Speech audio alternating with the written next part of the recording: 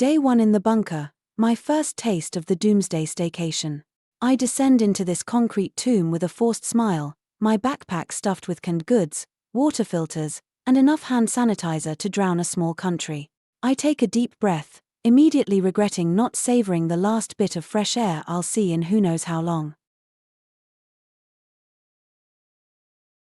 The first few hours are all about settling in. I pick my corner, lay out my sleeping bag, and try to make my space feel less like a prison cell and more like a cozy dystopian hideaway. The bare bulbs flicker as I familiarize myself with the amenities: a hand-crank radio, a decade-old TV that's basically a paperweight, and a stash of books that make me question the previous occupants' taste in literature. Who needs a survival manual when I've got 50 Shades of Grey?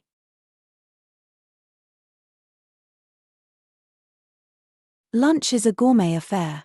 I crack open a can of beans and savor every bite of the cold, metallic-tasting mush, convincing myself it's just like camping. I wash it down with water that tastes faintly of plastic and disappointment. Afternoon hits, and I start to organize my supplies. Inventory is key in bunker life, but after counting my 37 cans of Spam and 15 rolls of toilet paper, I'm left with the sinking feeling that I might be here longer than I thought. I tinker with the generator, learning to love the sound of its sporadic whir, which will soon become the soundtrack of my subterranean saga. Evening rolls around, and I decide to relax. I light a candle, not for ambience but because the electricity is as reliable as a politician's promise.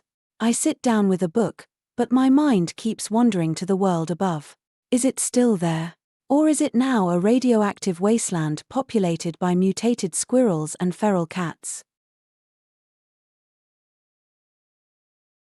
Night falls, and I crawl into my sleeping bag.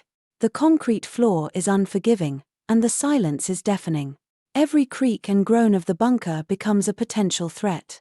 Was that a rat, or is my mind already playing tricks on me? I close my eyes and try to sleep, but the weight of uncertainty presses down on me harder than the cold, hard ground.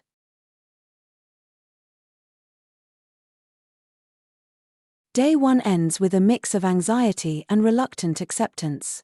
I realize that this is my reality now,